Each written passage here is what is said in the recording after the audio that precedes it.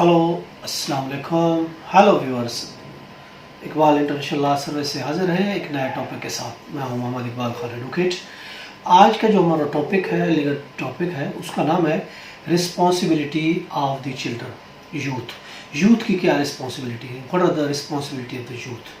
दूसरी सूरत में हम कहेंगे पेरेंट्स राइट्स, पेरेंट्स के कौन से हुकूक हैं और बच्चों की क्या जिम्मेदारी है। आज हम ये देख रहे हैं कि बच्चों की क्या जिम्मेदारी है, what are the responsibility of the youth, नौजवान नस्ल की या बच्चों की क्या जिम्मेदारी है, ये आज हम देखना चाह रहे हैं।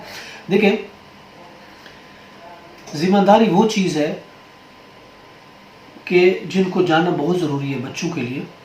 वो जिम्मेदारी जो बच्चों पर, देखिए जिस तरह वालिदैन पर बहुत जिम्मेदारी आयद होती है बच्चों के हवाले से, इसी तरह वालिदैन के हवाले से भी बच्चों पर, जो यूथ है, आज की नौजवान नस्ल है, उसमें बहुत ज़्यादा यूथ की जिम्मेदारी हैं बच्चों पर। तो क्या वो रिस्पॉन्सिबिलिटी है? देखिए, take care of their health, ये रिस्पॉन्सिबिलिटी है चिल्ड्रन की, यूथ की। सबसे पहली बात तो ये है कि उनको अपनी सेहत का ख्याल रखना है, take care of their health.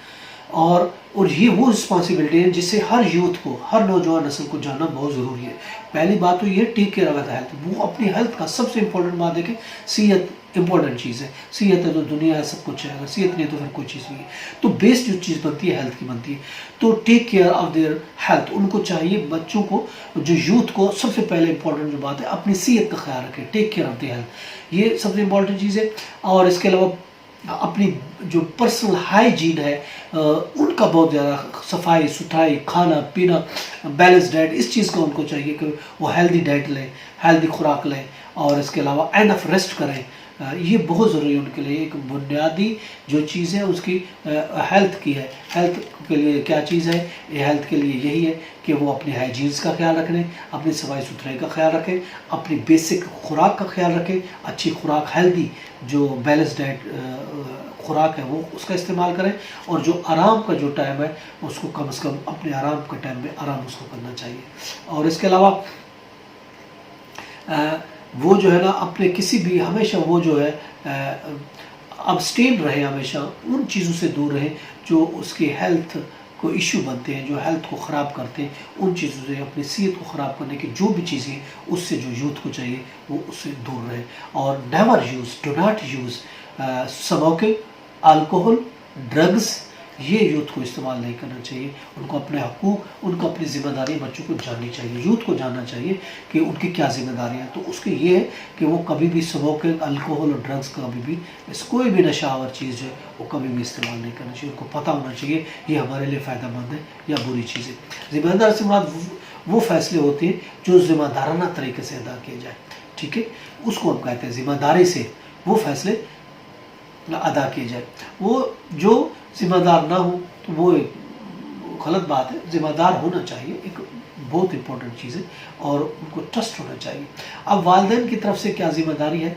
देखिए, ये तो उसको अपने हवाले से ज़िम्मेदारी थी। अब हम देखें वालिदैन के हवाले से उसकी क्या ज़िम्मेदारी है जो यूथ की। वो तो उसको अपने लिए ये ज़िम्मेदारी थी कि वो अपने बेसिक हाइजीन का ख्याल रखें, अपनी सेहत का ख्याल रखें, और कोई ऐसे एब्सटेन रहे जो अनहेल्दी चीज़ों में उससे दूर रहे, कभी ड्रग्स स्मोक के इस्तेमाल, ये अब उसके अपनी बेसिक। अब वालिदैन के हवाले से उनकी क्या रिस्पॉन्सिबिलिटी है यूथ की? तो उसके लिए ये है कि वो वालिदैन की तरफ ये ज़िम्मेदारी है कि उसकी रिस्पेक्ट करें और उनकी नसीहतों को हमेशा माने, और इसके अलावा हर बात पर नसीहत ले। कोई भी काम करना हमेशा वालिदैन की नसीहत लेनी चाहिए, वालिदैन को इज़्ज़त से पेश आना है, वालिदैन को इज़्ज़त देनी है, वालिदैन की बातों पर अमल करना है, और अहम मामलात में हमेशा वालिदैन से मशवरा लेना है, और वालिदैन का हुक्म मानना है, और हर चीज़ वालिदैन से शेयर करनी है। तो ये वालिदैन की तरफ से ज़िम्मेदारी, रिस्पॉन्सिबिलिटी है यूथ की। और कुरान मजीद में अगर हम देखते हैं, कुरान मजीद में चैप्टर नंबर 19 आयत नंबर 14 है, और इसी तरह चैप्टर नंबर 19 आयत 32 है। उसमें भी यही कहा गया है कि अपने वालिदैन के साथ अच्छा करो, अपने वालिदैन के साथ गुड डीड करो विद योर पेरेंट्स, और made be good to mother, के माँ के लिए अच्छा बन जाओगी। ये कुरान मजीद में चैप्टर 19, 14 और 32 आयत में जिक्र किया गया है।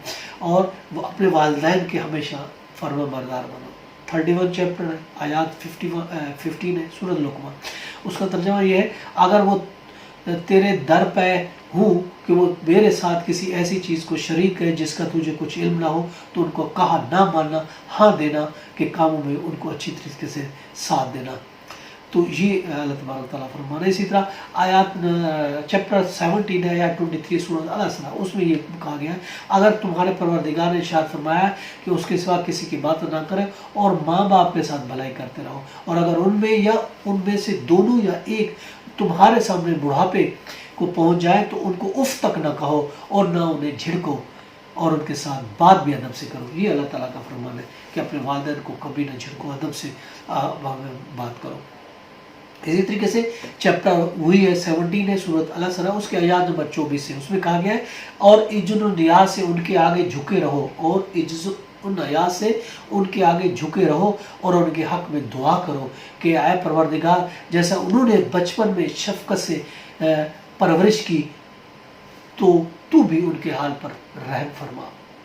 تو اسی طریقے سے ہم 31 چیپٹر ہے قرآن مجید کا اور آیات نمبر 14 سورہ لقمان ہے، اس میں اللہ تبارک تعالیٰ کا فرمان اور ہم نے انسان کو جسے اس کی ماں تکلیف پر تکلیف سہ کر پیٹ میں اٹھائے رکھتی ہے اور پھر دودھ پلاتی ہے اور آخرکار 2 برس میں دودھ چھڑاتی ہے، اس کے ماں باپ کے بارے میں تاکید کی ہے کہ وہ میرا بھی شکر ادا کرتے رہے اور اپنے ماں باپ کا کہ تم میری طرف لوٹ کے آنے. اللہ تبارک و تعالیٰ کہنا میرا بھی شکر کرو، ساتھ اپنے ماں باپ کا، وہ ماں جس نے آپ کو اپنے دودھ 2 برس تک پلایا اور اس نے تکلیفیں سہی، مصیبتیں سہی، تو اس کے ساتھ ہمیشہ شکر ان کا ادا کرو، اچھا سلوک کرو. اور اسی طریقے سے اللہ تبارک و تعالیٰ نے چیپٹر ہے 46 اور آیات نمبر ہے 15 الکہف سورت ہے، اس میں اللہ تبارک و تعالیٰ فرمانا ہے اور ہم نے انسان کو اپنے والدین کے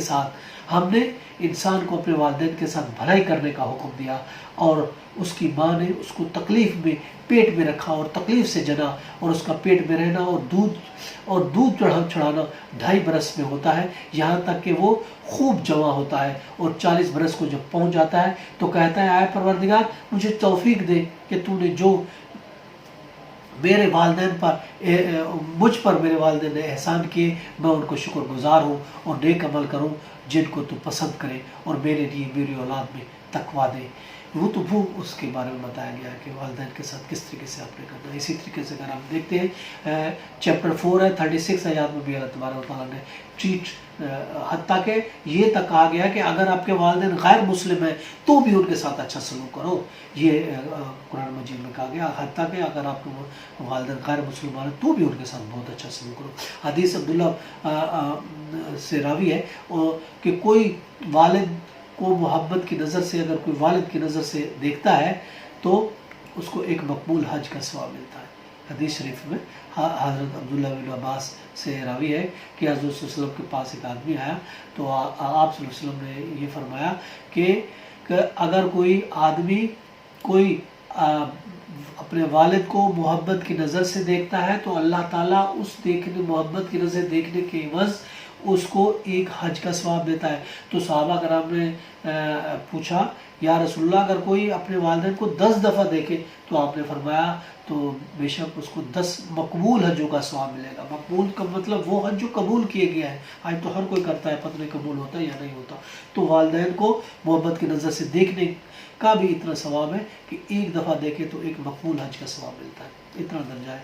اور حضرت سیدنا آسمہ نے فرمایا حضرت صلی اللہ علیہ وسلم نے فرمایا کہ میری ماں مشرک ہے اور ملنے آتی ہے، کیا میں ان سے ملوں؟ ایک دفعہ ایسا ہوا کہ سید آسمہ آئے حضور صلی اللہ علیہ وسلم سے فرمایا کہ یہ ہے کہ میری ماں مشرک ہے، وہ میرے ملنے کے لیے آتی ہے، کیا میں اسے ملوں؟ آپ نے فرمایا اس کو عزت دو، آف کورس اس کو عزت دو اور اس سے ملو، بھلے وہ مشرک ہے، اس سے کوئی فرق نہیں پڑتا، وہ آپ کی ماں ہے.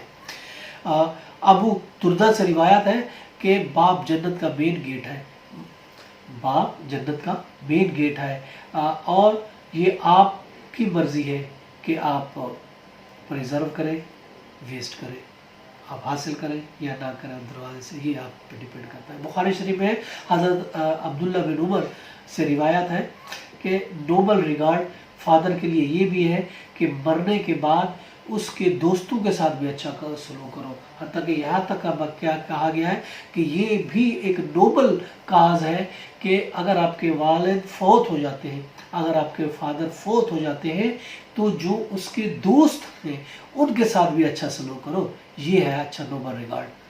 اور ترمذی میں ایک حدیث ہے کہ والدین کی حکم عدولی نہ کرو حتیٰ کہ وہ آپ کو فیملی اور جائیداد سے چھوڑنے کے لیے بھی اگرچہ بول دیں۔ یہ کہا گیا ہے کہ اگرچہ آپ کے والدین آپ سے اتنے بھی ناراض ہو جائیں کہ وہ کہیں کہ گھر چھوڑ کے چلے جاؤ، جائیداد چھوڑ کے چلو جاؤ، میں آپ کو جائیداد نہیں دیتا، ہماری فیملی چھوڑ دو، یہاں تک بھی اگر کہہ دیں پھر بھی آپ نے والدین کے ساتھ برا نہیں کرنا، پھر بھی آپ نے اس کے حکم عدولی نہیں کرنا، اس کے والدین کا حکم ماننا ہے۔ یہ تو ہمارا آج کا ٹاپک ہمارے یوتھ کے لیے کہ رسپانسبلٹی آف دی یوتھ کی کیا رسپانسبلٹی ہے۔ اجازت، اللہ حافظ۔